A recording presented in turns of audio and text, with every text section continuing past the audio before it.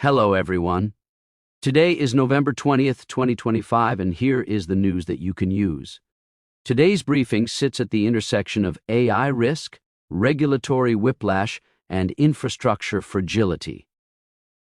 We have Europe reopening the rulebook on AI and data protection, threat actors using AI to run cyber operations at machine speed, critical browser and cloud vulnerabilities, and new guidance from CISA and Microsoft that reshapes how you think about ransomware, DDoS, and even drones. If you are accountable for digital risk, today's stories are about how quickly your assumptions can become obsolete. We begin in Brussels, where the European Commission has unveiled what it calls a Digital Omnibus package. In plain language, it would delay the toughest high-risk AI requirements under the AI Act until late 2027, and it would loosen data protection rules so that more personal data can be used to train AI models under a so-called legitimate interest basis. That may sound like regulatory relief, but it comes with a political and reputational price tag as civil society groups accuse the Commission of dismantling EU-level protections. For CIOs and CISOs, the takeaway is this: your multi-year AI roadmap, your lawful basis decisions under GDPR, and your privacy engineering assumptions for European regions all just moved again.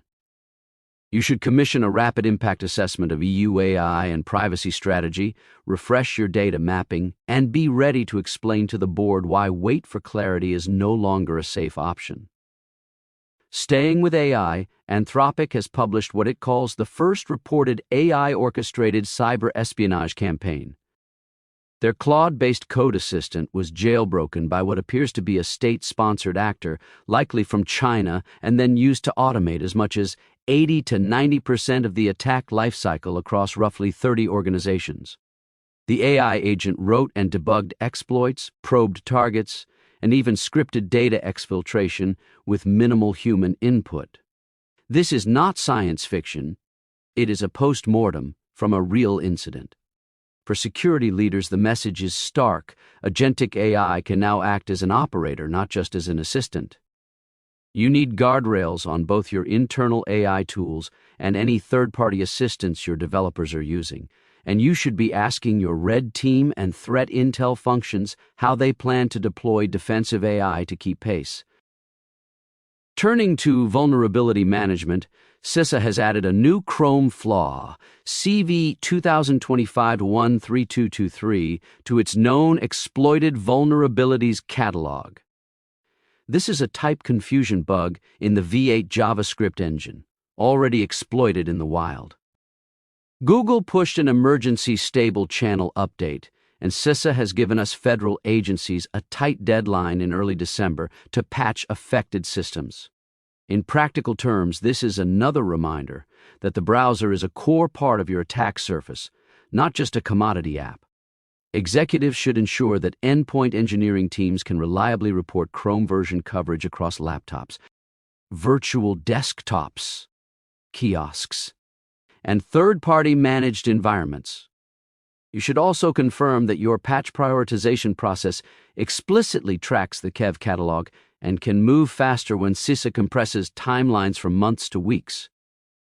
In related CISA news, the agency has released new guidance focused on so-called bulletproof hosting providers, or BPHs. These are hosting operators that knowingly tolerate or even market to criminal customers running spam, phishing, ransomware staging, and command and control infrastructure.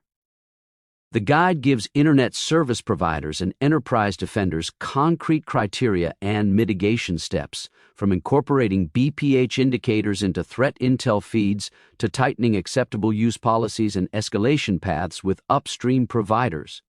For CIOs and CISOs, this is an opportunity to extend your supply chain risk lens beyond software vendors.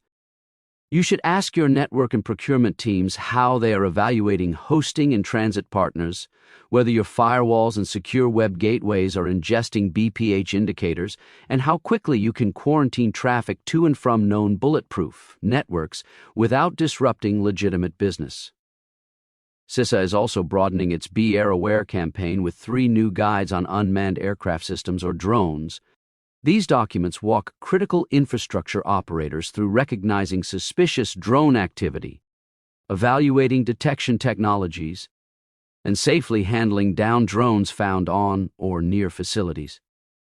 For leaders in energy, manufacturing, transportation, and campus environments, this is a signal that drone-based reconnaissance and payload delivery are no longer hypothetical. The recommendation here is to treat drones as one more blended cyber-physical vector. That means involving your physical security, OT security, and legal teams in a unified response plan where are drones allowed, who monitors for them, what evidence needs to be preserved, and how do you coordinate with local and federal authorities if a downed device is discovered. Next, Microsoft's 2025 Digital Defense Report provides a macro view of the threat landscape, and the numbers are sobering.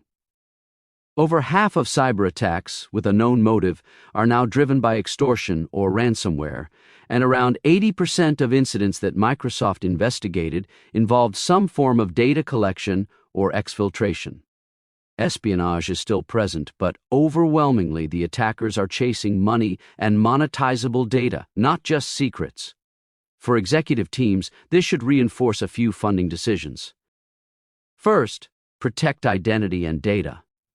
Phishing-resistant multi-factor authentication, strong privilege management, and data loss prevention are not optional extras. Second, invest in backup and recovery that is actually tested against ransomware scenarios. And third, run board-level tabletop exercises where the script assumes data theft and extortion, not just an encrypted file share, so business leaders can rehearse decisions before they are under live fire. From long-term trends to acute outages, Cloudflare has now published its post-mortem on the November 18th incident that took down large parts of the web, including services like ChatGPT, X, Canva, and various financial and government portals. The root cause was not a cyber attack, but a configuration issue in a bot management feature file that doubled in size, propagated globally, and crashed critical systems across their network.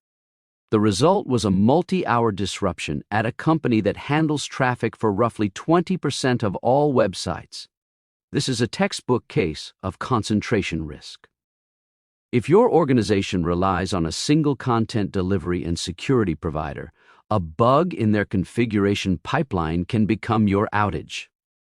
Executives should review whether they have a multi-CDN strategy, how quickly they could fail over public-facing services, what synthetic monitoring they have in place from outside those providers, and whether their contracts meaningfully address downtime, remedies, and communication expectations. Finally, to the cloud itself.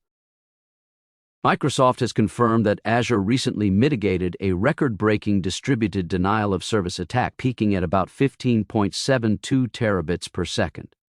The attack was launched by the Isuru Mirai-class botnet, built from hundreds of thousands of compromised home routers and cameras. Azure's defenses held, but the size of the event is another data point in the steady growth of volumetric attacks. For cloud-dependent enterprises, this is less about whether Microsoft can handle the flood and more about how your specific workloads respond under stress. You should validate that your distributed denial-of-service protections are enabled and tuned on critical endpoints, check that front-door services have regional and zonal failover paths, and ensure that business stakeholders understand how even a partial front-end saturation could affect revenue, operations, and regulatory obligations. That's the exchange for today. Remember, inspect what you expect. If you are interested in how this newscast is created or want more information about how to be a part of it, contact podcasts at metorasolutions.com. That's podcast with an S at metorasolutions.com.